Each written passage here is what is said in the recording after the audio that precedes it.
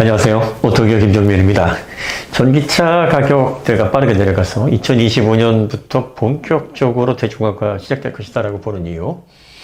자, 배터리 가격이 빠르게 지금 내려가고 있다. 이게 기술 혁신의 결과가 아니라 규모의 경제에 도달하게 돼서 나오는 효과이기 때문에 원자재가 좀 등락하더라도 앞으로 계속 배터리의 가격 안정화, 3원계 배터리를 얘기합니다. NCM 3원계 배터리의 가격 안정화가 빠르게 진행이 될 거고, 이걸로 인해서 원가의 40%나 차지하는 전기차의 가격이 빠르게 하락할 것이다 라고 예상을 하는 거예요. 두 번째는요, 전기차는 통합을 많이 합니다. 왜? 디지털화가 되면 시스템 온 칩, 이게 원래는 ARM 계열의 AP에서 비롯된 단어이긴 합니다만, 기능을 통합하는 뭐 칩셋, 마더보드, 그리고 또 장치 뭐 이런 것들을 통합해서 그냥 SoC 하나 안에 다 통합되어 있다, 뭐 이렇게 포괄적으로 사용하기도 합니다. 스마트폰이 등장하면서 이 SoC 열풍 기능을 하나로 합치고 어셈블리화하고 모듈화하는 이 작업이 빠르게 진행이 됐습니다. 그 대표적인 게 드론입니다. 드론이 10년 전만 해도요, 그 공중에 막 이렇게 촬영하는 용도라든지 기상을 관측하는 이런 드론들 많이 그전에도 사용을 했었는데, DJI라는 곳이 등장하기 전까지만 해도 이 산업용 드론, 또 관측용 드론 이런 것들이 막 3천만 원, 4천만 원, 억대 이랬습니다. 그렇다고 해서 지금보다 성능이 막 엄청나게 좋거나 몇 시간씩 공중에 떠 있거나 그러지도 않았어요. 크기는 무지하게 컸고, 카메라는 DSLR 같은 거 달고 다니면서 몇십 분 떠 있지도 못하는데 가격이 그렇게 엄청났습니다. 헥사콥터, 뭐 옥타콥터 이런 식으로 해서 다루기도 힘들었고, 호버링 기능도 떨어졌고. 하지만 스마트폰이 나오면서 그걸 기반으로 해서 이제 SoC 시스템 온칩, 이 스마트폰에는요, GPS에서부터 지적의 자이로스코프, 블루투스, 무선랜, 뭐 통신 모듈 다 들어가 있습니다.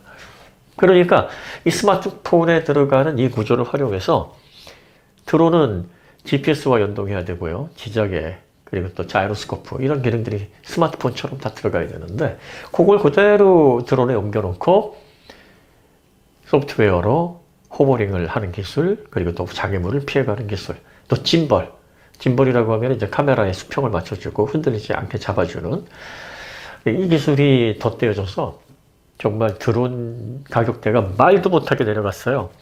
과거에 막 3, 400만 원짜리는 돼야 낼 수 있는 품질을 지금은 한 3, 40만 원이면 10분의 1로 낮아졌고요.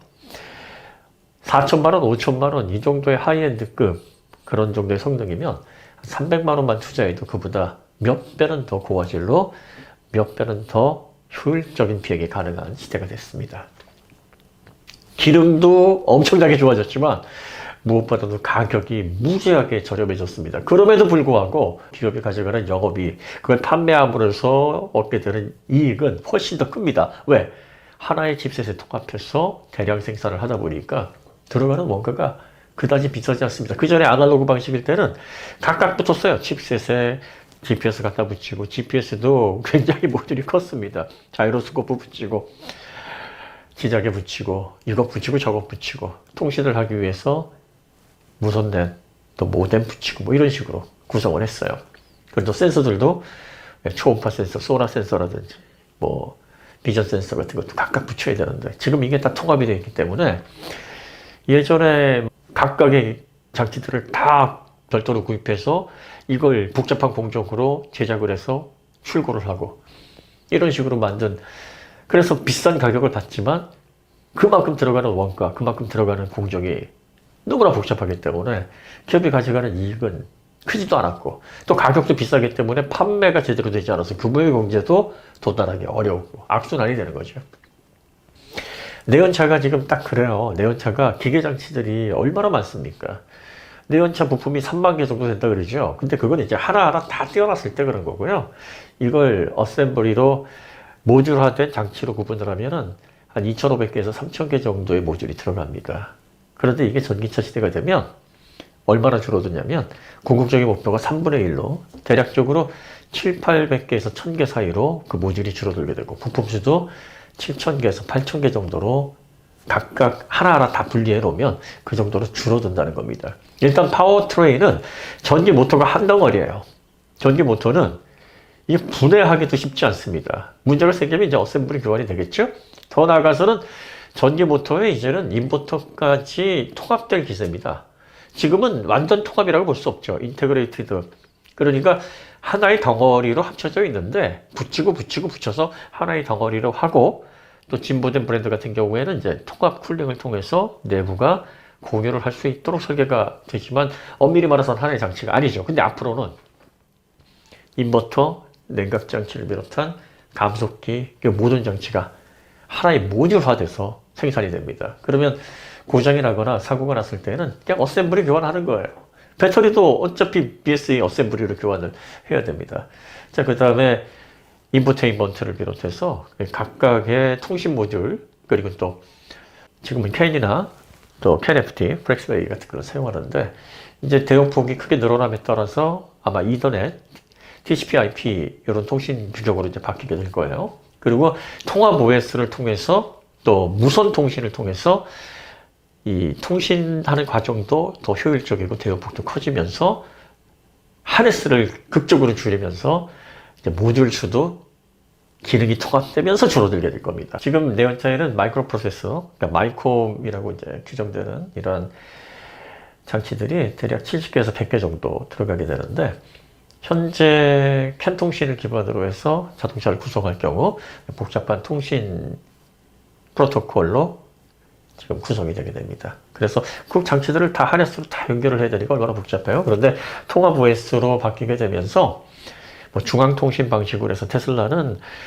모든 장치들을 중앙 집중식으로 해서 OS로 통합을 하는 방식이고 이제 내연차가 추구하는 방식은 이제 크로스 도메인 형식이라고 해서 마이콤 수를 각각을 다 합치는 거예요. 자잘한 마이콤들을 도메인 컨트롤러로 합쳐서 3, 4개를 합치는 겁니다.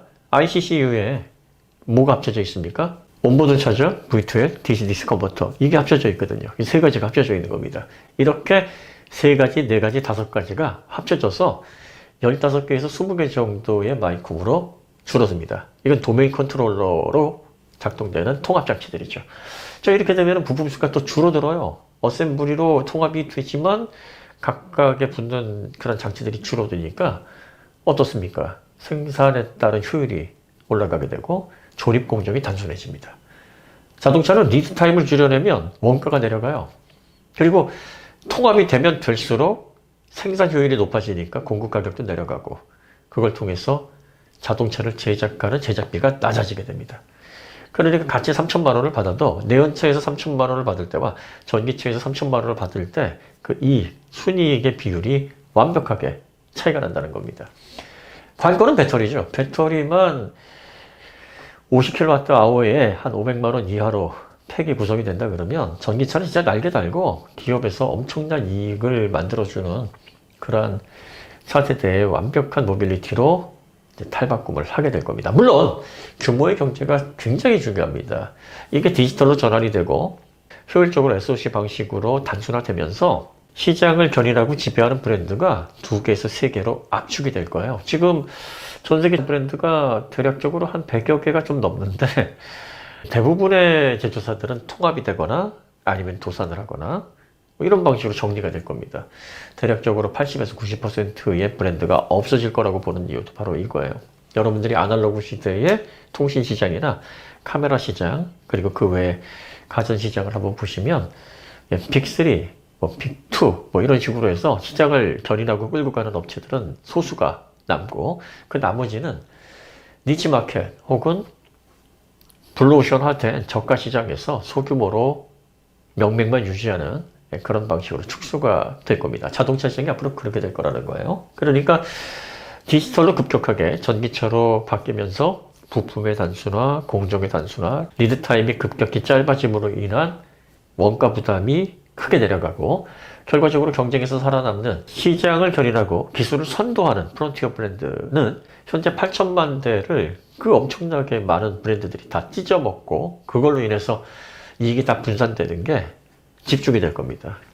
그리고 거기에 따른 이익 구조가 이제 내연차 시대와는 비교도 되지 않을 정도로 커질 거기 때문에 이 제품을 저렴한 제품 그리고 또 미들레인지급 프리미엄 세분화해서 지금 내연차와는 전혀 다른 형태의 상품 구조로 소비자들에게 다양하게 니즈에 맞게 공급을 할 수 있게 됩니다. 자, 디지털 시대가 되면서 스마트폰, 디지털 카메라 어떤 특징을 가지고 있습니까? 하이엔드 제품들은 여전히 비쌉니다. 과거의 아날로그 시대처럼 역시 200만원, 300만원 막 이렇게 가격표가 붙기도 합니다. 하지만 아주 저렴한 것들은 정말 아날로그 시대에는 상상도 할 수 없을 만큼 저렴한 가격대로 대중화가 되고 있어요. 특히 스마트폰이 그렇죠. 10만원, 20만원대 제품들도요, 얼마든지 쓸만합니다. 뭐, 스마트폰 기능을 하는데 전혀 문제가 없어요. 보조금을 받지 않고 15만원, 20만원에 판매되는 그런 스마트폰이 많습니다, 생각보다. 근데 멀티미디어 즐기고 디지털 소스로 카메라 기능 사용하고 하이엔드와 비교를 해서 각각의 기능은 떨어지지만 활용하는 데 있어서 어려움이 없습니다. 아날로그 시대에는 상상도 못하던 거예요. 아날로그 시대에는 하나의 기능만 구현하더라도 일정 비용을 지불을 해야 됐는데 그 대부분의 많은 기능들이 통합되어 있는 그런 스마트폰이 10만원, 20만원에도 쓸만하게 나온다는 겁니다. 이게 핵심이에요. 지금의 내연차를 구입을 하려면 적어도 1000만원 이상은 지불을 해야 되고요. 옵션 이렇게 저렇게 합쳐서 그래도 편안하게 쓰려면 2000만원까지는 가야 됩니다. 경차도 그 정도는 돼야 불편 없이 쓸 수 있는데 이제 전기차 시대가 되면 그보다 훨씬 더 낮은 가격, 1000만원 이하의 가격에서도 내연차에서 즐겼던, 내연차에서 얻었던 그런 뭐 1000만원 이상, 2000만원 가까운 돈을 지불을 해야지만 얻을 수 있는 그런 정도의 편의성과 그런 정도의 만족감을 느낄 수 있음과 동시에 내연차에서 전혀 얻을 수 없었던 뭐 차가 작지만 그리고 배터리 용량은 얼마 안 되지만 그걸 V2L로 또 활용할 수 있게 되고 그리고 또 엔진이라든지 그 외에 동력 전달 장치도 간소화되니까 공간도 넓어지고 그러면 아무리 작은 경차라고 하더라도 지금의 내연 경차와는 비교도 안 되는 스페이스가 확보가 되니까 활용도도 넓어지고 겨울이나 여름에 시동을 걸지 않아도 쾌적한 구조가 되니까 그 안에서 얼마든지 머무르면서 이동 수단 이외의 것도 즐길 수 있는 그런 부가적인 이익도 얻을 수가 있게 되는 거예요. 그러니까 전기차 시대가 되면 비싼 모델은 여전히 비싸겠고 그리고 또 고급 모델은 여전히 고급으로 나올 거지만 대중화 측면에 있어서 훨씬 더 저렴한 가격에 보다 쾌적한 사용성과 실용성 그리고 또 취급의 용이성 이게 굉장히 중요합니다. 내연차는요 경차든 고성능차든 뭐든 정말 신경 많이 쓰이는데 전기차는 신경 자체가 안 쓰입니다. 아예 쓰이지 않는 건 아니지만 신경 써야 될 항목이 엄청나게 적어요. 거기에다가 디지털화되고 네트워크와 연결이 돼서 다양한 용도로 활용할 수 있으며 에너지를 강력한 배터리 이게 뭐 20kWh든 30kWh든 이게 내연차에서는 상상도 못하는 그런 용량의 에너지를 공급을 하고 이걸 통해서 다양한 디지털 기기들을 연동해서 쓸 수가 있고 그 안에 거주하면서 자동차를 이동수단으로 이용하지 않는 그런 순간에도 편리한 용도로 활용할 수가 있게 되는 거니까 이거는 단순히 비용 저렴하게 좋은 이동수단을 이용할 수 있는 그 수준을 훨씬 더 넘어서는 겁니다. 이렇게 차를 만들어서 공급을 해도 지금 경차 팔면 남는 게 없다라고 제조사에서 죽는 소리 합니다. 왜? 경차에도 있을 건 다 있어야 되거든. 엔진이 있어야 되고 변속기 있어야 되고 복잡한 통신 프로토콜에 맞는 현재 구조 그걸 작게 좀 저렴하게 구성할 뿐이지 들어갈 건 다 들어가야 됩니다. 근데 전기차 되면 이것저것 다 통합되고 생략되고 없어지고 엔진 변속기가 사라지는데 그리고 배터리도 빠르게 가격이 안정화가 돼가지고 경차에 들어가는 배터리면은 한 300만 원이라도 구성이 될 거 아닙니까? 그러면 그걸 기반으로 통합화되고 또 모듈화되고 또 빠르게 리드 타임이 단축돼서 생산 단가가 크게 낮아진 전기차. 그래서 1000만 원 이하의 전기차지만 2000만 원 가까운 내연차에서 느낄 수 있는 성능, 편의성 그리고 그와 비교할 수 있는 용도의 확장. 그럼에도 불구하고 기업은 그걸 판매함으로 인해서 경차를 판매했던 거에 2배, 3배 이익을 볼 수 있으니 영업이익 면에서도 손해볼 게 없는 이런 시대가 오게 되면 제조사와 소비자가 다 윈윈하는 거죠. 물론 모든 제조사가 그 열매를 가져갈 수 없어요. 아까도 얘기했지만 이런 혜택을 받는 기업들은 정말 전기차 기술에서 앞서고 그리고 또 선도할 수 있어야 되고 그리고 또 상품성에 있어서 비교 우위를 절대적으로 점할 수 있어야 됩니다. 지금의 애플, 삼성과 같은 위치에 올라서야 되겠죠.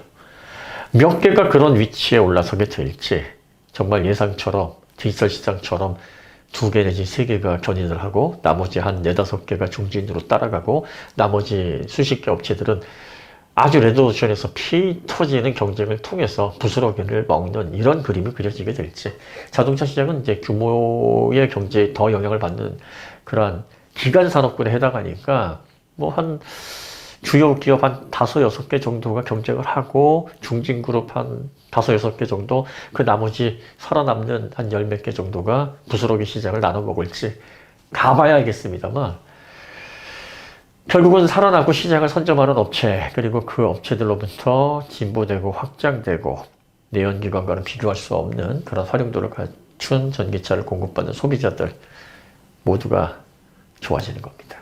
그리고 그런 시대가 이제 곧 오게 될 거예요. 언제? 2025년도부터 빠르게 진행이 될 겁니다. 2025년도가 되면 그런 시대가 와가지고 완전히 세상이 바뀐다가 아니라 그때부터 본격적으로 시작이 돼서 제가 예상하기에는 2028년, 2029년 아마 이쯤 되면은 전기차를 사는 게 너무나 당연하게 되고 2030년에 대략적으로 3분의 1 정도, 4-5% 정도 전기차로 채워질 것이다 이렇게 예상을 하는데 이게 더 빨리 진행이 될 걸로 보입니다. 한번 변화가 그래서 파도가 치게 되면 쓰나미처럼 밀려오니까 그 변화가 더 가속화될 것이다 라고 예상할 수 있어요. 물론 뭐 제가 얘기한 대로 안 될 수도 있습니다. 안 되면 어떡하지? 손 들고 있으라면 그때 가서 손 들고 있겠습니다. 이렇게 예상을 하는 건 한치 앞도 모르는데 뭐 이렇게 예상한다고 해서 뭐 그대로 되는 것도 아니고 그래도 된다고 한들 거봐 내가 된다 그랬지 뭐 이래가지고 무슨 의미가 있겠습니까? 미래를 준비하고 앞으로 모빌리티를 중심으로 우리 생활이 어떻게 바뀔 것인지를 예상하다 보면 재밌지 않나요? 흥미진진하지 않습니까? 그리고 이렇게 사고력을 발전시키다 보면 치매도 예방된다고 하네요. 그런 차원에서 우리가 서로 좋은 생각을 나누는 겁니다. 또 이렇게 화두를 던져드리면 본인 생각들을 아주 잘 표현하시는 분들 그리고 또 자동차에 정통하시고 시장을 잘 읽어내시는 분들도 오토교에 많이 들어오십니다. 그런 분들을 통해서 저도 그런 댓글들을 통해서 영양분을 또 빼먹고 그러다 보면은 저도 살찌고 또 제 얘기나 그런 댓글들이 계속 소통하면서 다른 분들도 보시면서 생각이 더 넓어지는 이런 이점을 얻게 되지 않을까 싶습니다. 자, 2편에 걸쳐서 앞으로 2025년 이후에 배터리의 가격 하락을 기점으로 해서 빠르게 전기차가 대중화가 되면 전기차가 빠르게 대중화 안 될 것 같더니 충전 인프라가 이건 정말 큰 문제일 것 같더니 이렇게 순식간에 미래 모빌리티의 환경이 바뀌기도 하는구나라는 그런 생각을 아마 하게 되지 않을까 지금은 그렇게 예상을 하고 있습니다. 다시 한번 강조하지만 전기차의 장점은요 충전의 불편을 감수하고라도 내연차와 비교가 안 됩니다. 써보시면 알아요. 소유해 보시면 압니다. 정말 충전의 불편 빼고는 내연차와 비교할 수 없을 만큼 편리합니다. 지금도 그래요. 지금도 사실 이동수단 외에는 쓸모가 없는데도 그래요. 근데 앞으로 공간이 확보가 되고 에너지가 V2L, V2G로 제한 없이 공급되고 또 통화 보이스 올라가고 거기에 레벨 3 자율주행까지 실용화 되고 그러면 이건 뭐 천지개벽 하는 겁니다. 내연차로 진짜 돈 더 줄게 갈래 해도 잘래잘래 흔들 사람들 많을 겁니다. 자, 오늘 이야기 여기서 마치도록 하고요. 다음에 또 좋은 주제로 여러분들과 소통하도록 하겠습니다. 감사합니다.